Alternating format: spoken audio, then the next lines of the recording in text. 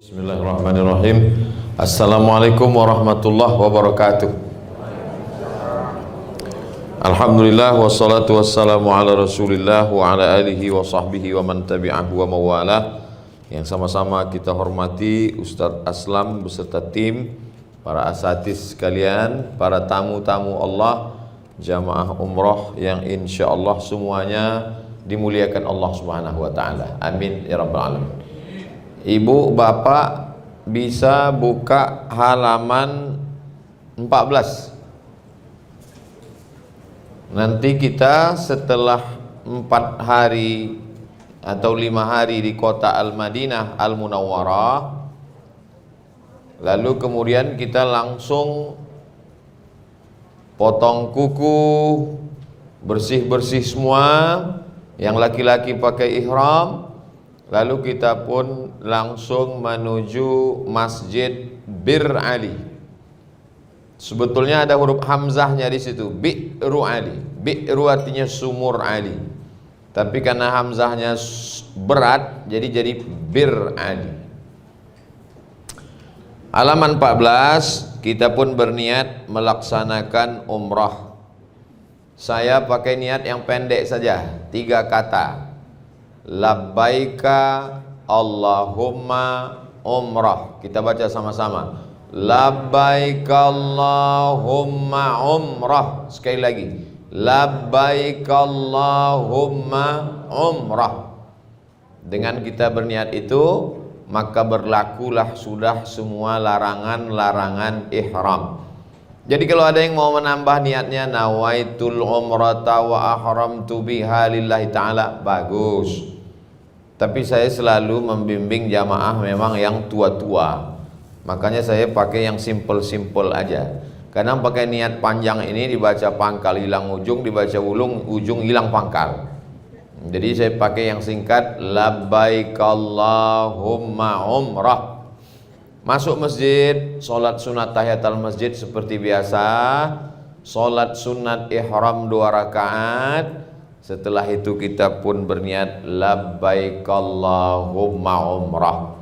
Nanti andai pun lupa naik ke atas bis, di bis nanti tetap juga diingatkan. Bapak ibu yang belum niat, kata pembimbing, labbaik Allahumma umrah. Lalu setelah itu kita pun bertalbiyah di sepanjang jalan sama-sama. Labbaik Allahumma labbaik, labbaik la syarika laka labbaik, innal hamda wan ni'mata laka wal mulk la syarika lak. Pembimbing paling kuat 5 kali. Habis itu pembimbingnya kuat, jamaahnya tumbang. Maka bertalbiyahlah masing-masing sampai di tujuan. Lalu kemudian setelah sampai di tujuan, lebih kurang 4, 5, 6 jam, lalu kemudian kita pun memasuki kota Makkah, halaman 17. Jamaah semua yang sedang istirahat, kita memasuki kota Makkah Al-Mukarramah. Ikuti kata pembimbing. Allahumma.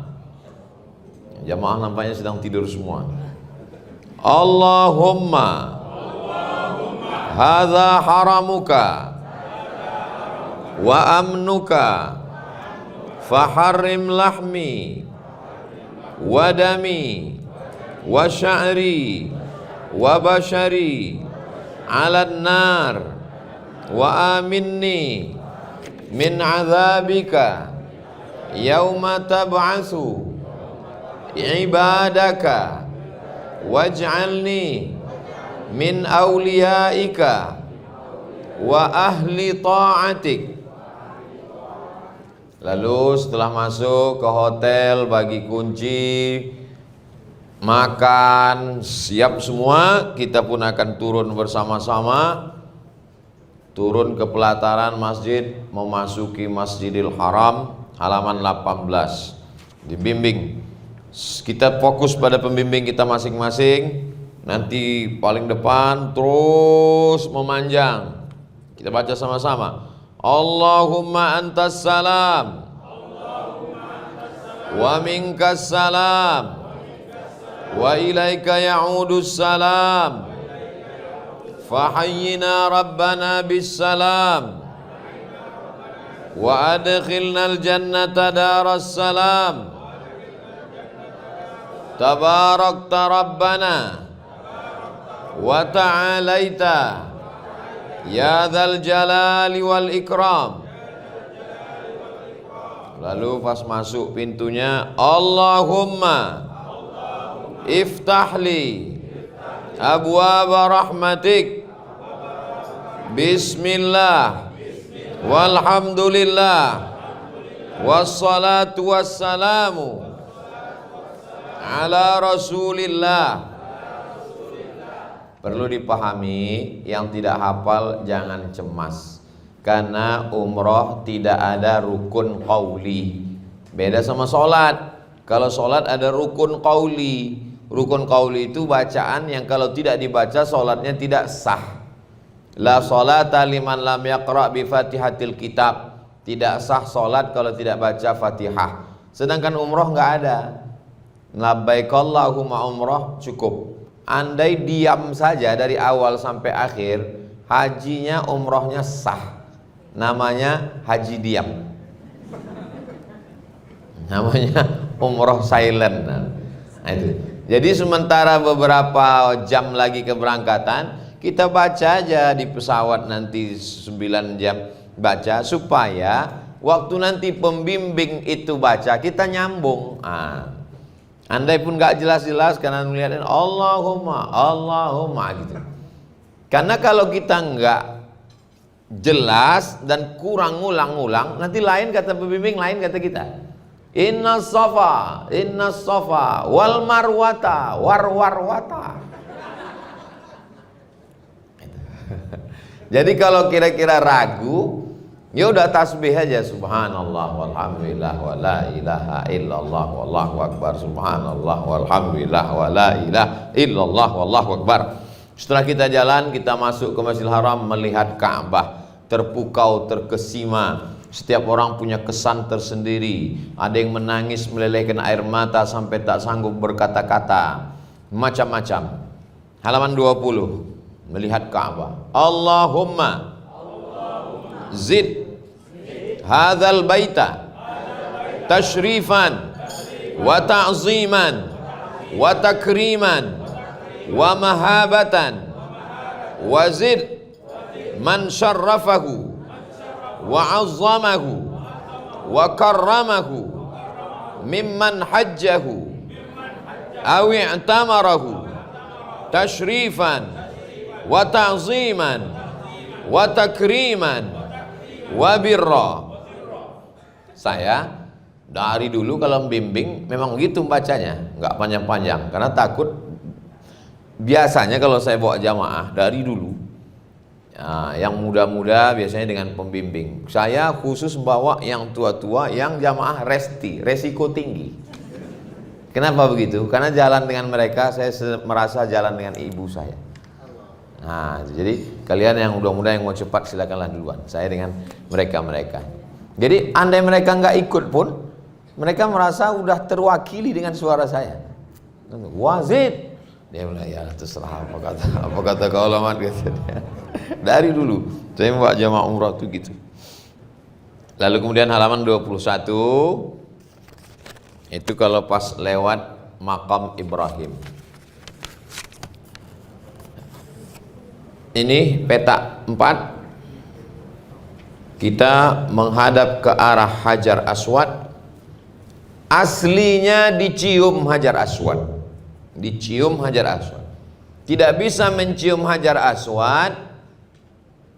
Tongkat itu tidak bisa mencium Hajar Aswad. Tangan itu yang memegang Hajar Aswad.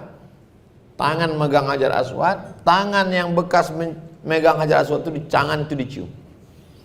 Yang kedua. Yang ketiga, naik onta. Waktu zaman itu onta bisa masuk Masjidil Haram di samping Ka'bah. Tongkat itu, ujung tongkat itu disentuhkan ke Hajar Aswad. Cara yang keempat, hanya sekedar mengangkat tangan saja dari jauh. Bismillahi wallahu akbar. Cara pertama, cium Hajar Aswad. Cara kedua, pegang tangan dicium. Cara ketiga, tongkat ujungnya diletakkan Hajar. Cara keempat, mengangkat tangan. Tangan saya terkilir Pak Ustaz, na'udzubillah. Cara kelima, gimana tuh? Ya udah ngadap aja. Bismillahi, sama-sama. Bismillahi wallahu akbar. Bismillahi wallahu akbar. Begitu kita berjalan lewat pintu Ka'bah, melintas di maqam Ibrahim. Maqam tempat tegak. Tegak Nabi Ibrahim di atas batu, lembut batu itu, semen itu, tercetak tapak kakinya. Tidak ada tangga, batu itulah naik turun untuk membantu Nabi Ibrahim menyelesaikan pembangunan Ka'bah dengan anaknya Ismail. Maka kita lewat di situ membaca ini, Rabbi adkhilni mudkhala sidqin wa akhrijni mukhraja sidqin waj'alli min ladunka sultanan nasira wa qul ja'al haqqu wa zahaqal batilu innal batila kana zahuqa.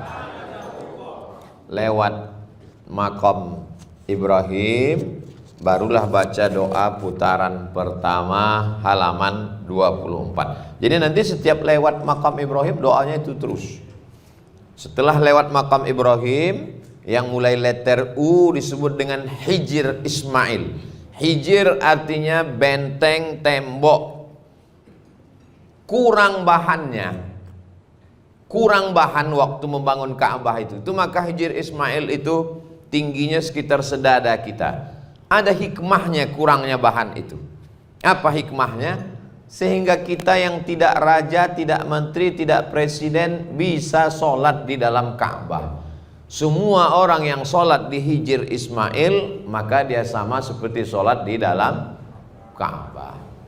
Nah, maka kita ketika melintasi itu membaca doa putaran yang pertama, Subhanallah, walhamdulillah, wala ilaha illallah, wallahu akbar, wala haula wala quwwata illa billah al-aliyyil azim, wassalatu wassalamu ala rasulillah, Allahumma imanan bika wa tasdiqan bi kitabika wa wafaan bi ahdika wattiba'an li sunnati nabiyyika Muhammadin sallallahu alaihi wasallam.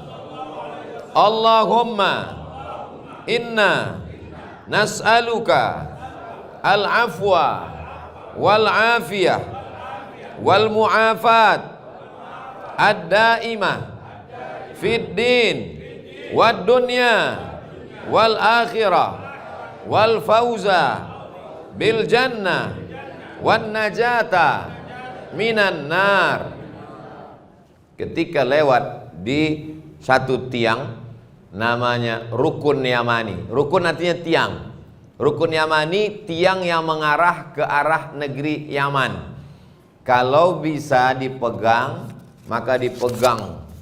Dan dinding Ka'bah yang arah Rukun Yamani itu memang ada dibuat agak berlubang kain kiswahnya untuk memegang. Kalau tidak bisa, maka hanya sekedar mengangkat tangan saja. Dari Rukun Yamani doanya berubah.